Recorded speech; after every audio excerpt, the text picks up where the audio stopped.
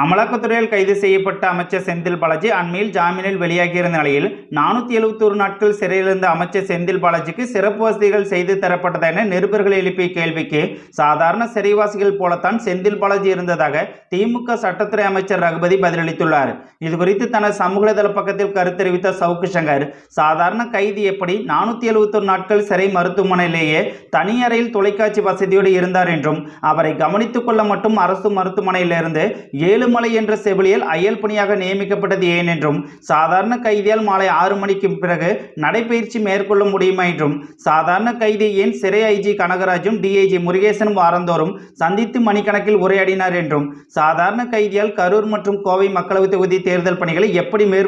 மேற்பார்வை செய்ய முடிந்தது என அமைச்சர் ரகுபதிக்கு தக்க பதிலடி கொடுக்கும் விதமாக சரமாரியாக கேள்வி எழுப்பியுள்ளார். மேலும் 5 கட்சி மாறி வந்த அமைச்சர் செந்தில் பாலாஜிக்கு மீண்டும் மீண்டும் அமைச்சர் பதவி கொடுப்பதை திமுக தொண்டர்கள் விரும்ப மாட்டார்கள். அப்படி இருக்க அரசு வேலை வாங்கி தருவதாக மோசடி செய்த அமைச்சர் செந்தில் பாலாஜியை முதல்வர் ஸ்டாலின் தியாகி என கூறுகிறார் என்றால், நம்மை எல்லாம் பார்த்தால் முதல்வர் ஸ்டாலினுக்கு லூசு போல தெரிவதாக சவுக்கு சங்கர் விமர்சித்து பேசியதும் கவனிக்கத்தக்கது.